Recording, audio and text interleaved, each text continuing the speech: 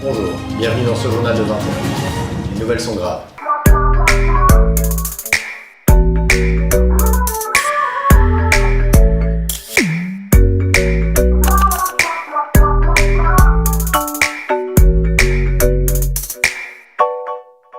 Salut à tous, c'est Suge.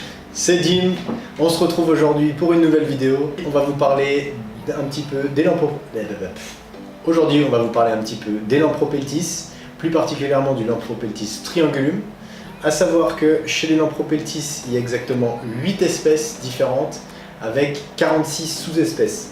Alors, tout le monde n'est pas exactement d'accord avec ces classifications. À savoir que les classifications changent constamment. D'accord ? Je suis juste en train de vérifier que je ne vais pas me faire bouffer la main parce qu'elle n'a pas mangé et elle est en train de bien me goûter. Du coup, rien que chez les triangulum, on considère qu'il y a 22 sous-espèces en tout cas. Donc du coup, voilà, Suge va pouvoir nous parler un peu plus précisément de celui qu'il a acquis il n'y a pas si longtemps que ça. Donc voilà, je te laisse attaquer. Alors, donc c'est un Lampropeltis triangulus campbelli. Ok, tu peux commencer, c'est pas triangulus. Alors, c'est un Lampropeltis triangulum campbelli orange apricot. Donc ce serpent, je l'ai pris à la bourse des toits. À quoi tu l'utilises comment? Bah acquis. Ouais. T'as dit je l'ai pris. Ouais. Tu l'as pris comme ça. Ah ouais, je suis un voleur de serpent. Ce serpent, je l'ai acquis à la bourse des toits. Faut juste faire attention qui vous donne des conseils et vous vend le serpent, parce que celui qui m'a vendu le serpent, il m'a donné un mauvais conseil. C'était de mettre mon triangulum avec mon nigritus. Ça, c'est vraiment un truc qu'il faut pas faire parce que les Lampropeltis sont comment on dit? Les Lampropeltis, ils sont ophiophages. Voilà, ophiophages. À la limite, vous pouvez mixer dans les terrariums des sous-espèces différentes, et encore que certains puristes vous diront que c'est dommage et patati patata, mais surtout pas mélanger deux espèces différentes. Il faut savoir que Lampropeltis, c'est pas le nom de l'espèce, c'est le nom du genre. Et là, on a un Lampropeltis guetula, Nigrita, et là, on a un Lampropeltis triangulum, campbelli. Donc, et la sous-espèce et l'espèce sont différentes, donc ça sert à rien de vouloir y mixer. Merci pour ce sauvetage. Voilà, comme vous avez dit, il ne faut pas les mixer. Même les serpents de la même espèce, au départ, vous dites ouais, je les mets ensemble, ils s'amusent très bien. Mais non, c'est pas vrai. Parce que quand ils deviennent adultes, déjà il y en a un qui sera beaucoup plus gros que l'autre. Et puisqu'il arrive, quand ils sont adultes, ils peuvent se dévorer entre eux. Maintenant, on va passer dans la partie où comment je m'en occupe. Alors, pour les deux espèces, c'est pareil. Il y a juste une petite différence. Pour l'instant, j'ai pas de lampe dans ce terrarium. J'allais dire aquarium, mais parce que comme vous l'avez vu la vidéo, j'ai transformé cet aquarium en terrarium. Donc le point chaud, c'est environ à 28 degrés. Et le point froid, c'est aux alentours de 25-26 degrés. Voilà, c'est comme ça que j'en occupe. La journée, la nuit, c'est un peu moins. La nuit, température de pièce entre 20 et 25, voilà. Ça va très bien. Ensuite, pour ce qui est de l'humidité, ces serpents-là, ils demandent 50% d'humidité environ. Moi, je mets un peu plus. Je suis entre 70 et 80% d'humidité. C'est pas obligatoire, mais c'est conseillé.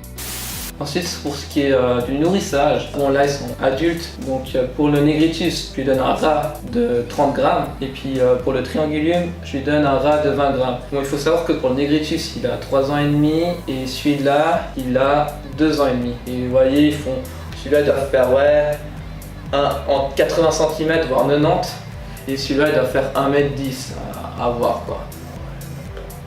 Et encore, 1 mètre.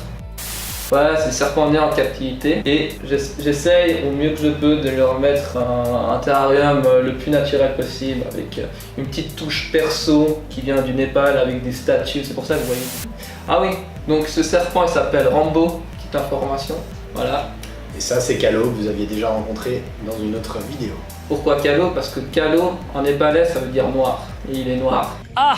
Petite anecdote, quand vous donnez à manger à vos serpents, j'ai voulu que mon petit frère il ait pas peur, donc je lui ai dit vas-y tu lui donnes un petit rat au serpent.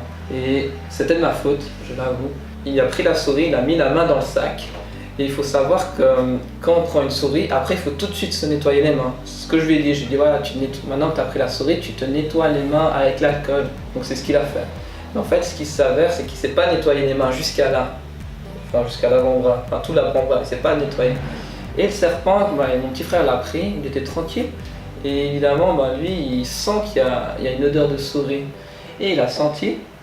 Et puis tout de suite, il a un peu mordu. Voilà, il y a eu deux petites traces. Mon petit frère, ça lui a juste fait peur, mais ça l'a pas fait mal du tout. Ça fait pas du tout mal. Je sais pas encore, d'ailleurs, je suis un peu jaloux. Mais bon, Le but c'est pas que le serpent est mort, faut vraiment Ça, je viens de voir, c'est de la zoophilie ce qui vient de se passer là.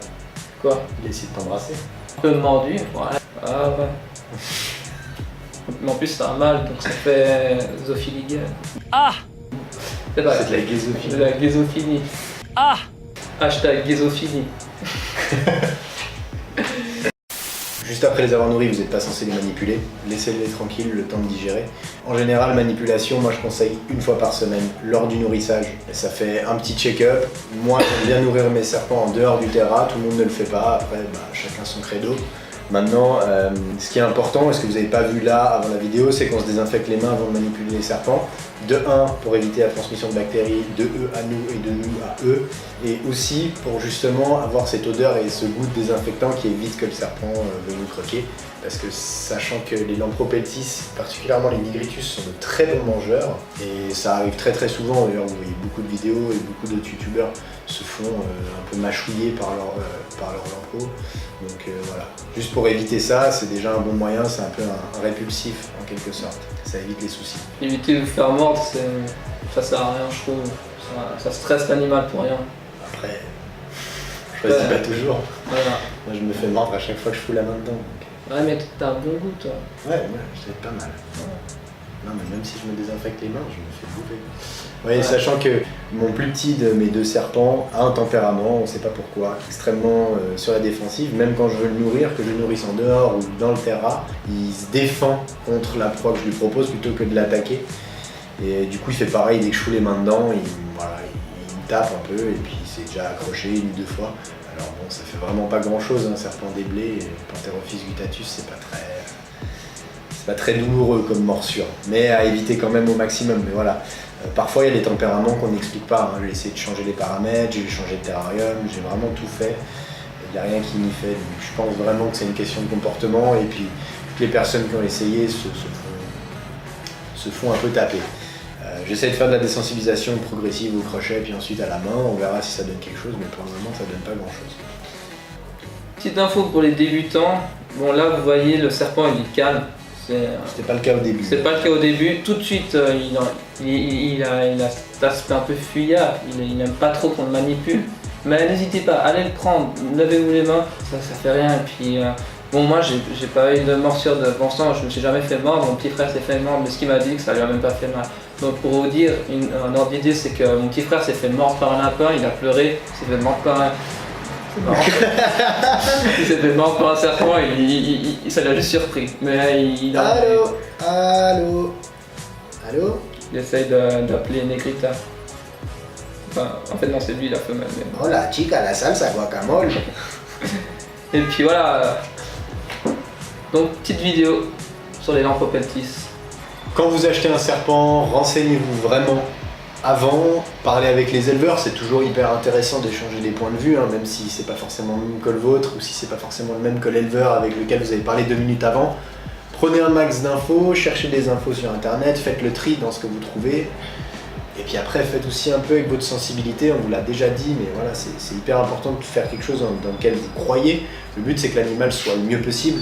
Et si vous faites quelque chose dans lequel vous croyez, à moins que vous croyez des choses aberrantes, mais si vous faites quelque chose dans lequel vous croyez, le serpent pourra que être bien, parce que ça donnera forcément un résultat qui vient du cœur et qui sera top. On fait tous ça par passion, je connais personne qui achète un serpent alors qu'il n'est pas passionné. Et du coup, c'est vraiment, voilà, le but c'est de des bonnes conditions. N'ayez pas peur de vos serpents, surtout sur ce genre d'espèce. Les morsures, ça fait vraiment pas grand chose. Voilà, c'est pas... Et puis si vous vous êtes fait mordre, retournez-y vite. Parce que pas rester sur un blocage, pas rester sur un échec. Même si je sais qu'au début c'est un peu, voilà. Je sais pas s'il y en a qui sont tatoués parmi vous, mais franchement ça fait vraiment moins mal qu'un tatouage. Ouais. Donc voilà. Et juste une petite anecdote, quand moi j'ai pris mes premiers serpents, j'avais peur, mais j'étais pire qu'une fille. Bon, même une fille était plus courageuse que moi, et c'est mon collègue qui a dû prendre le serpent pour le remettre dans son terrarium parce que j'avais trop peur de le prendre. Et je prenais des gants, maintenant je prends sans gants. Et le crochet, bah, en fait il me sert à rien. Si, à le faire sortir. Ou à le faire sortir, vous allez voir une petite vidéo quand j'essaye pendant 1 heure, mais voilà, c'est... Pour vous dire, ces serpents-là, ils sont inoffensifs, genre vraiment, ils sont gentils comme tout.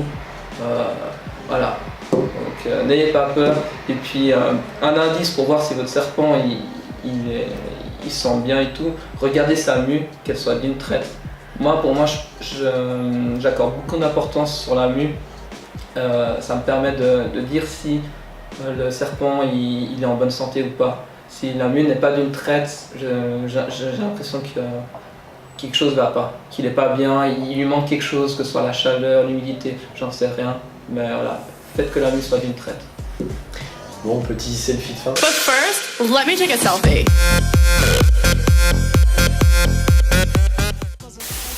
Ouais. On va instaurer une tradition de selfie de fin de vidéo.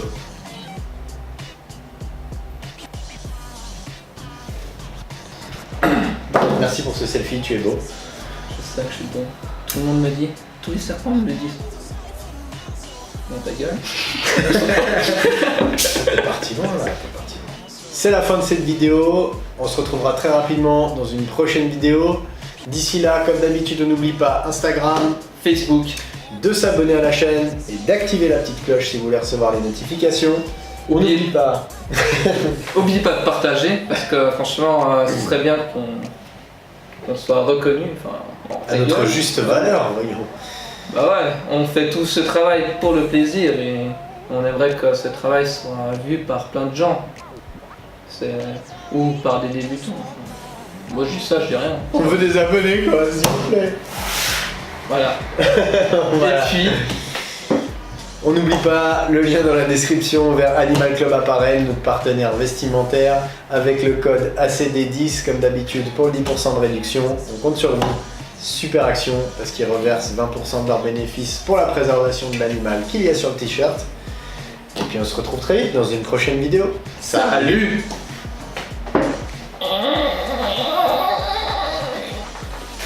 C'est fini? There goes a sight, now there goes a sight from my soul.